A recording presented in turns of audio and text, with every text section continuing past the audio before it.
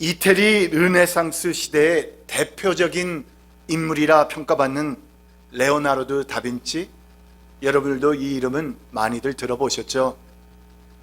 그가 우리에게도 너무나도 잘 알려진 모나리자 외에도 최후의 만찬을 그린 사람이었는데, 그가 이 최후의 만찬을 그리기 얼마 전에 동료 화가하고 아주 격한 다툼을 가졌다는 것입니다. 너무나도 화가 나고 분했던 나머지 다빈치가 그 화가에게 복수도 하고 우라도 풀 겸 그 사람의 얼굴을 그 12제자 중에 누구의 얼굴로 그렸다?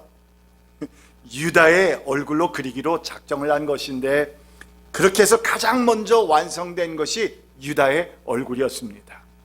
누가 봐도 그 얼굴은 분명 유다의 얼굴이 확실했기에, 그리고 또한 화가의 얼굴이 너무나도 나타났기에 다빈치는 매우 흡족한 마음으로 계속해서 그림을 그려 나가는데, 그런데 문제는 계속해서 그림을 그려 나가다가 예수 그리스도의 얼굴을 그리는데 이르러서는 더 이상 한 발자국도 나아갈 수 없었다는 것입니다. 그래서 마음속에 무엇인가 꺼림칙하고, 또한 무엇인가 나라하여금 최선을 다하지 못하게 하는 그 무엇인가가 내 자신을 가로막고 있다라고 하는 그 느낌을 느꼈다는 것인데, 오랜 생각과 고민 끝에 이 다빈치는 무엇인지 깨달은 바가 있었는지 먼저 그렸던 그 유다의 얼굴을 지워버리고는 그 화가의 얼굴을 누구의 얼굴로 그렸다? 예수의 얼굴로 그리게 되면서 당대의 그 걸작품이 성공리에 완성되었다는 그런 이야기입니다. 여러분, 예수 그리스도가 인류의 죄를 짊어지시기 위해서 아기 예수로 오신 이 탄생 사건을 우리가 기다리며, 그리고 또한 우리가 기념하고 있는 이 대강절기, 이 절기에 우리는 지난 2주일 동안 시몬과 안나라고 하는 두 인물을 가지고 말씀을 묵상하면서 그들의 기다리고 있는 신앙, 주님을 기다리는 그 기다림의 신앙을 묵상해 보면서 우리 또한 이 절기를 지날 때 과연 어떠한 마음과 어떠한 자세를 갖추어야 할 것인지 우리는 함께 말씀을 보았습니다. 그런 가운데서 오늘 우리는 에베소서 4장 말씀, 이 본문 말씀을 통해서 이 대강절에 우리가 깊이 돌아보아야 할 또 한 가지 중요한 요소를 발견하게 되는데, 그것이 바로 무엇이냐? Forgiveness, 용서입니다. 우리가 이 세상에서 아무리 명예와 지위와 물질과 다른 이 세상의 모든 것을 내가 다 소유하게 된다 할지라도, 만약 내 마음속에 용서하지 못하고 있는 그 어떤 사람에 대한 미움과 증오와 분노가 그대로 내 속에 남아 있다면, 그렇다면 우리의 마음은 결코 그 참된 평강을 누릴 수 없게 되는 것이고, 그뿐만 아니라 레오나르도 다빈치의 이야기처럼 우리의 삶 가운데서도 내가 생각하지도 못한 것이 여기서 막히고 저기서 막히고 얽히고 설키면서 우리의 나아가는 길을 가로막을 수도 있다는 사실을 우리는 이 시간 우리의 자신을 돌아보면서 생각해 봅니다. 이에 대해서 사도 바울은 오늘 본문 32절에서 권면합니다. Be kind and compassionate to one another, forgiving each other, just as in Christ God forgave you. 서로 친절히 대하며 불쌍히 여기며 하나님께서 그리스도 안에서 여러분을 용서하신 것과 같이 서로 용서하십시오. Forgive one another. 서로 용서하십시오. 서로 레코하십시오.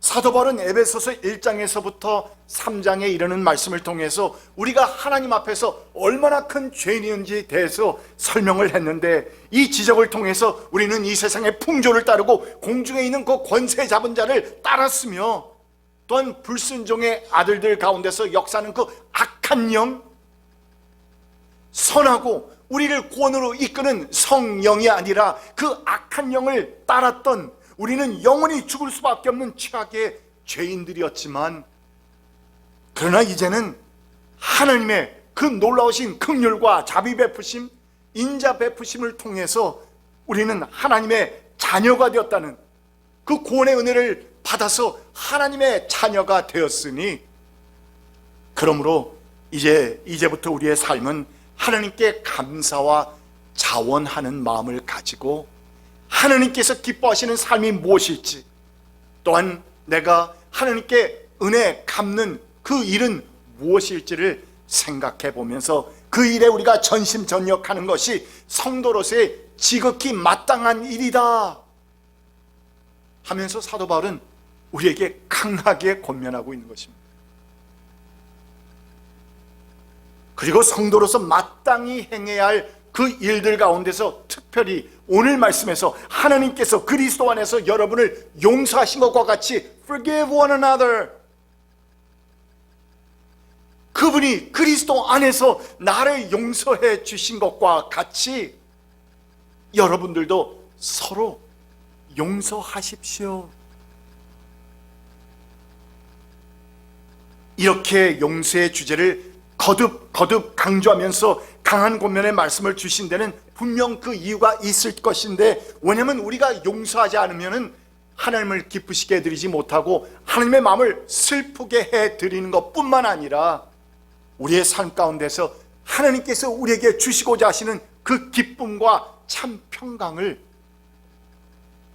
우리는 믿고 있으면서도, 평강의 주인이신 주님을 믿으면서도 우리는 그 기쁨과 평강을 우리의 삶 가운데서 체험할 수 없게 되기 때문인 것입니다.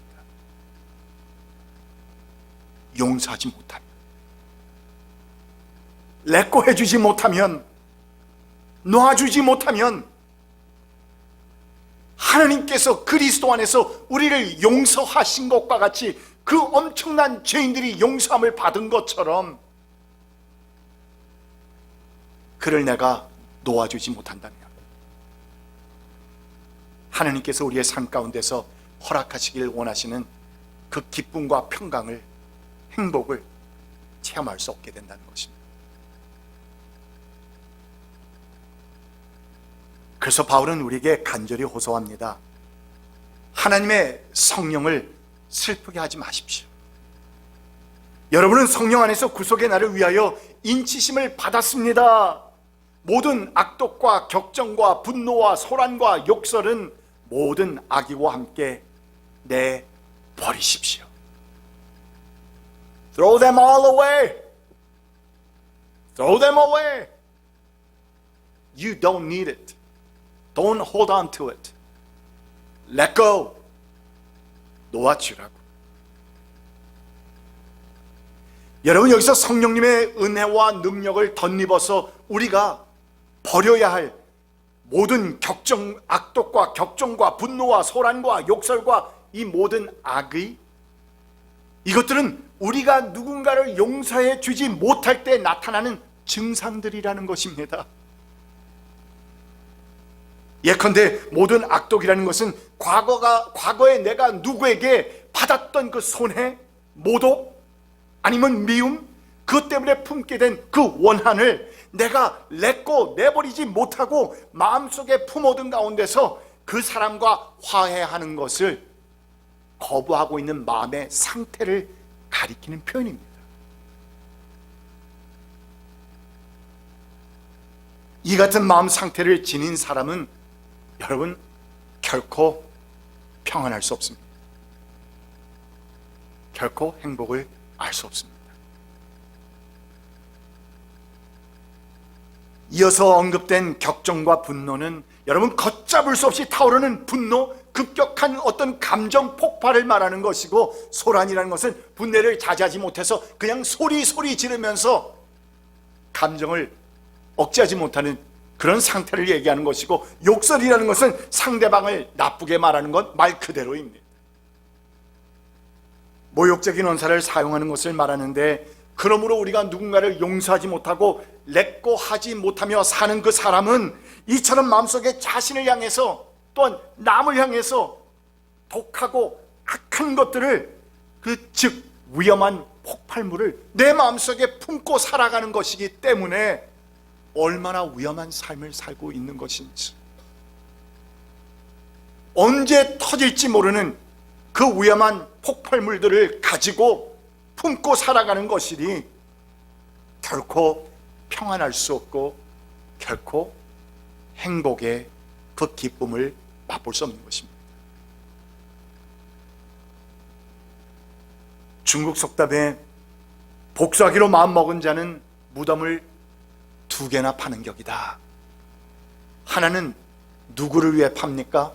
상대방의 욕하면서 상대방의 그 미움 증오를 가지면서 그 사람의 무덤을 파고 있는 것이고, 또 하나는 누구의 무덤입니까? 나 자신의 무덤이라는 것입니다. 이만큼 미움, 증오, 그리고 용서하지 못하는 그 내 마음의 상태는 나 스스로 자신에게 이 엄청난 피해를 입힌다는 것입니다. 말할 수 없을 정도. 그래서 그 속에 비tterness와 쓴뿌리를 가진 마음은 상대방뿐만이 아니라 스스로의 그 영혼을 파괴하고 스스로의 무덤을 파는 격이 되기 때문에, 그래서 한 목회자는 외쳤습니다. 우리에게 한 가지 변함없는 법칙이 있다. 그것은 우리가 깊은 상처를 입었을 때 내가 용서를 베풀지 않는 한 There is no healing. 치유는 없다는 것이다. 주님이 깊은 상처를 치유받기 원합니다. 내 마음속에 있는 이 응어리가 풀어지기를 원합니다. 내가 아무리 간구한들 내 한쪽 마음편에 있는 레코하지 못하는, 용서하지 못하는, forgive 하지 못하는 뭔가 매듭지어져 있는 것들이 있다고 한다면, 그렇다면 우리의 마음은 결코 치유되지 못한다는 것입니다. 이에 대해서 하나님의 말씀 성경도 욥기서 5장 2절에서 이렇게 말합니다. 분노가 미련한 자를 죽이고 시기가 어리석은 자를 멸하느니라. 분노가 미련한 자를 죽인다고 했습니다. 그리고 어떤 사람에 대해서 내가 미움을 가지고 시기하고 하는 것은 어리석은 자를, 그런 어리석은 자를 멸한다라고 했습니다. 18장 4절은 울분을 터뜨리며 자기 자신을 찢는 사람아. 여러분, 이 편 너무 멋지지 않습니까?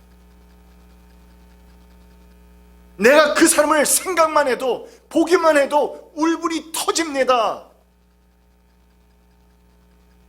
그런데 그 울분을 터뜨릴 때에 누구를 찢는 것이냐? 내 자신을 찢는다는 겁니다. 내 자신에게 해를 입힌다는 겁니다.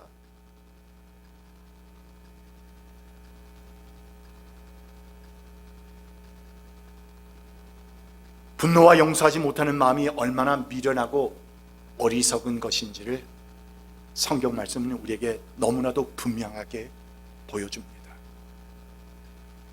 그런데 여러분, 문제가 있는데, 문제는 무엇이냐? 오케이, we understand. 그래서 용서하라는 것인데, 용서 베푸는 삶이 그렇게 호락호락 쉽게 되는 것이 아니기 때문입니다. 아마 우리 모두에게도 그런 경험들이 있었을 겁니다. 누군가가 싫은데, 누군가가 미운데 그 쉽게 지워지던가요? 다른 사람은 다 아무것도 느끼지 못했다고 하는데 나는 그 사람이 무슨 말만 해도 그 말이 다 똑같게 여겨지고 믿게 느껴지고 나를 비꼬는 것처럼 느껴지고,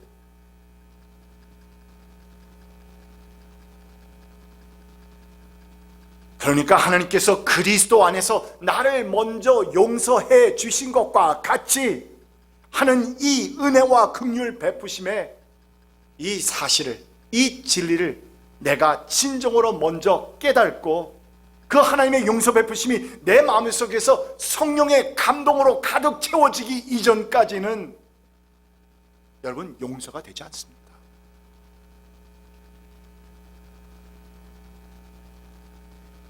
나는 용서했다고 생각하지만 그건 용서한 것이 아니라 그냥 저 뒤편에다가 우선 잠깐 내버려 둔 겁니다.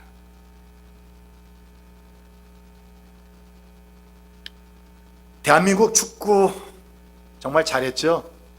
저는 첫 게임을 보면서도 우리가 비겼잖아요, 우루과이하고 하면서. 그런데도 얼마나 뿌듯했던지, 우리가 이 빌드업 축구를 하면서 공을 우리가 소유하는 시간이 그렇게 많이 가진 것을 정말 처음 보았습니다. 잘하는 팀하고는 그냥 뻥 질러서 그냥 차내기가 급급했었는데, 그렇게 오히려 우리가 전반전에는 더 많은 공을 소유하면서 지냈던 그 시간들, 나중에 0-0 됐고 나중에는 3-2로 가나한테 졌지만, 와, 여기서 끝이 나도 된다 할 정도로 얼마나 재밌고 뿌듯했는지. 그런데 거기에서 우리나라 대표 선수 가장 대표격하면 나오는 이름이 누구죠? 손흥민이. 근데 이제 요즘에는 또 손흥민이는 물론 유명하지만 수비수 중에 뜨는 사람이 있죠. 누굽니까? 김민재입니다. 김민재예요. 대한민국 축구 국가대표 김민재 선수가 올해부터 이태리 이 프로 구단으로 옮겨서 지금은 아주 월드 클래스로 인정받으면서 그 최고의 수비수 중에 하나로 인정받고 있는데, 그 팀이 있는 도시가 이름이 뭐라고요? 그 정도까지는 아니에요? 나폴리입니다. 나폴리.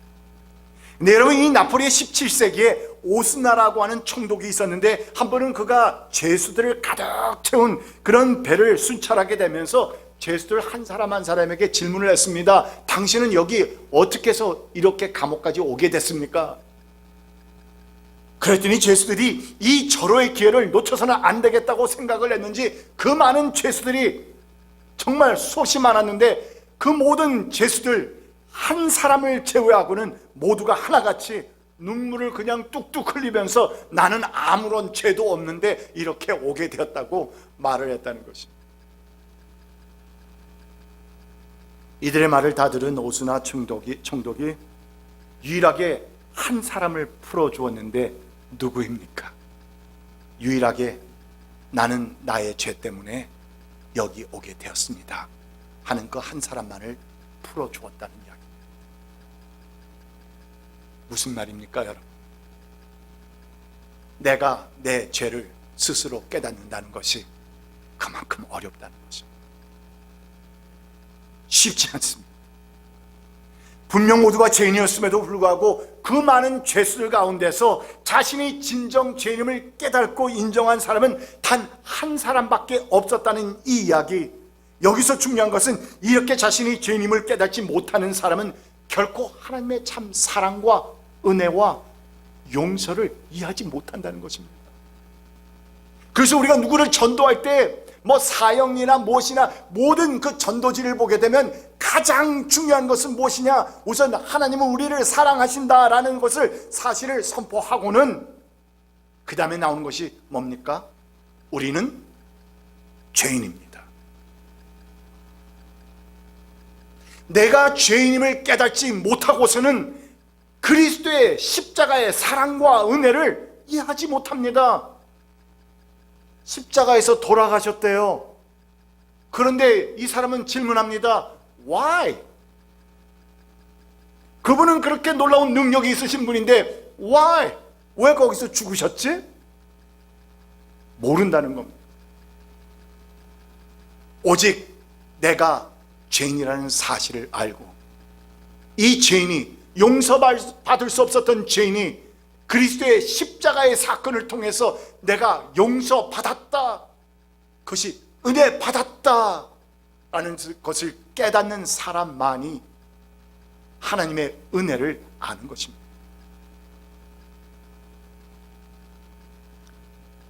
여러분, 예수 그리스도의 십자가의 사랑과 은혜가 정말 내 마음속에 채워져 있습니까? 확실히 살아있습니까? 또한 하나님의 긍휼과 그 용서 베푸심 없이는 내가 하나님의 자녀가 될 수 없었다는 그 사실이 나에게 어떤 의미로 다가옵니까? 중요하게 다가와야 합니다. 우리가 우리에게 죄 지은 자를 용서하여 준 것 같이 우리 죄를 용서하여 주옵시고 하면서 주 기도문을 내가 암송하고 내 입으로 고백할 때에 Do I really know what it means? 그것이 정말 무슨 의미인지 생각하며 고백합니까?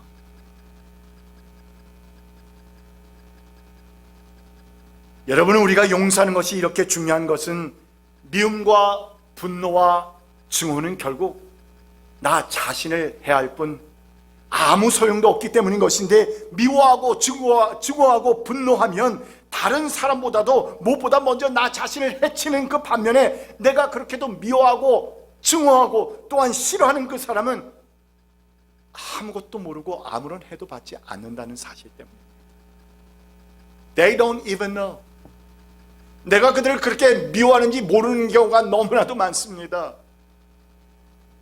그래서 어떤 날 내가 정말 그리스도 안에서 그 용서를 베풀 수 있는 날이 와서 은혜를 받고 내가 그 같은 고백을 할 때 그 형제나 그 자매는 그런 경우들이 많습니다. 나는 지난 2년 동안 당신 때문에 너무 힘들었어. 당신이 하는 말, 이 말, 그리고 당신이 보여주는 이런 행동, 이런 것이 나에게 엄청난 상처가 되었어. 그런데 상대방은 전혀 몰랐다는 것입니다. 미안하다고 하면서도 나는 정말 몰랐다고. 결국 나의 원망과 분노는 그 어떤 과거를 바꾸지도 못하고 또한 어떤 문제도 해결할 수 있는 것이 아닐진데, 또한 상대방을 변화시키지도 못할 것인데, 그러므로 여기에서 우리의 결론은 하나님의 말씀이 우리에게 권면하는 것과 같이 우리가 forgiving one another, forgiving each other, 서로가 서로를 용납해주고 용서해주는 삶을 살 때만이 나는 참 자유를 얻을 수 있게 된다는 것입니다.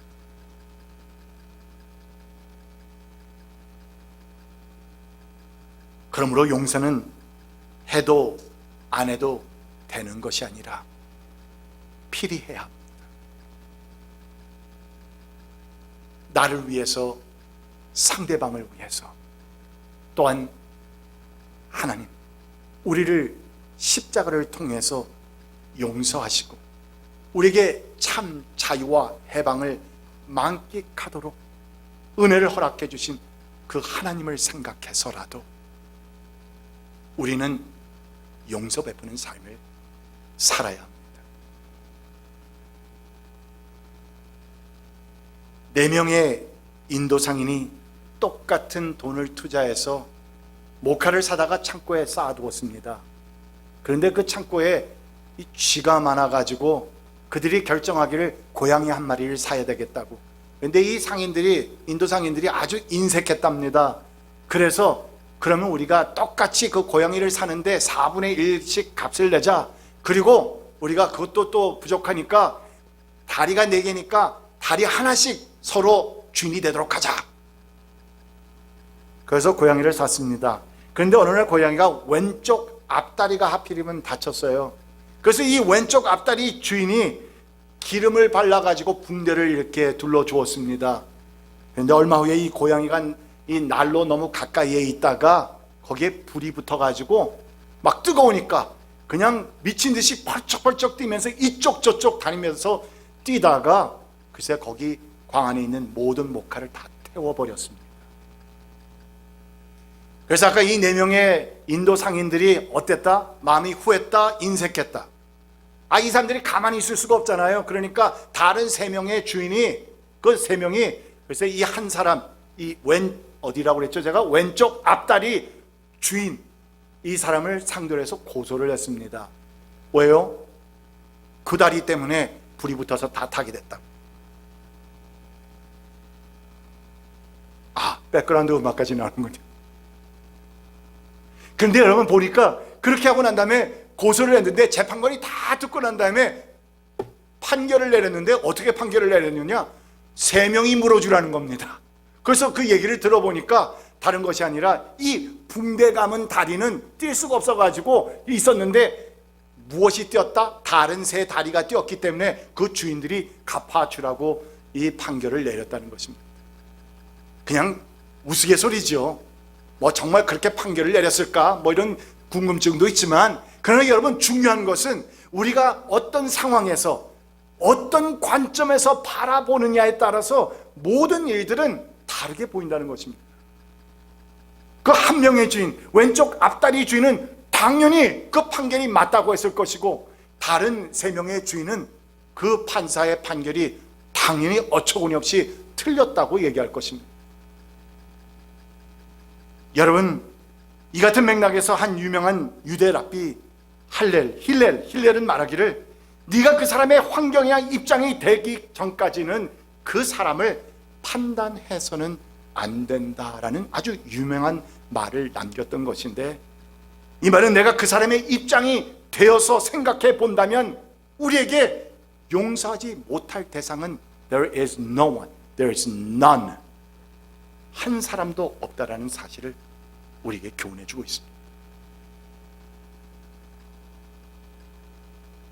대강절기를 지나는 우리에게 선포되고 있는 오늘 본문 말씀을 다시 한번 묵상해 봅니다.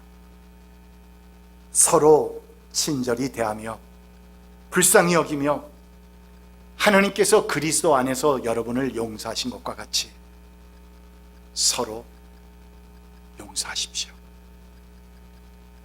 서로 용서하십시오.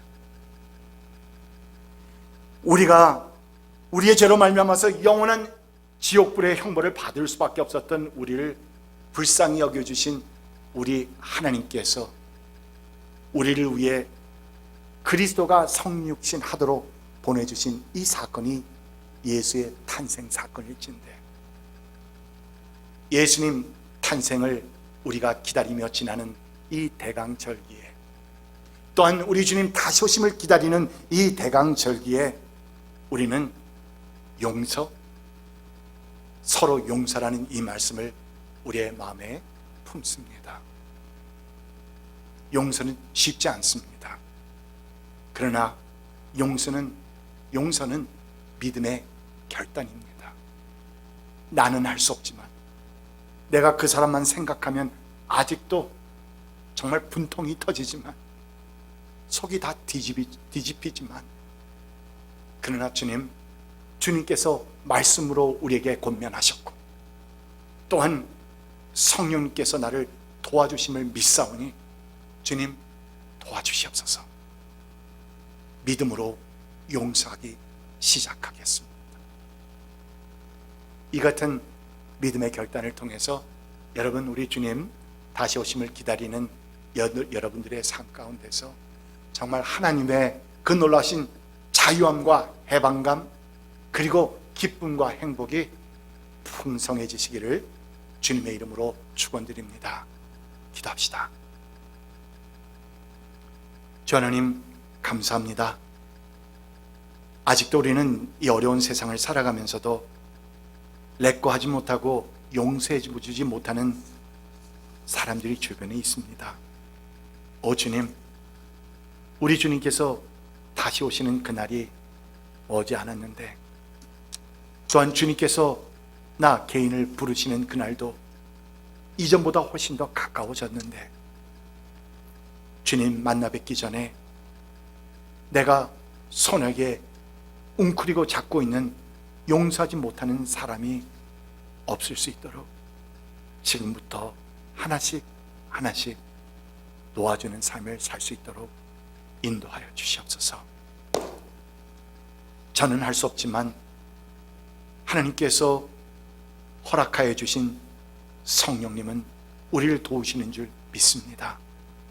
도우셔서 믿음으로 실천하게 하시고, 그래서 주님의 그 놀라우신 기쁨과 해방감이 우리의 삶을 휘어 감을 수 있도록 인도하여 주시옵소서. 예수님의 이름으로 간절히 기도드립니다. 아멘.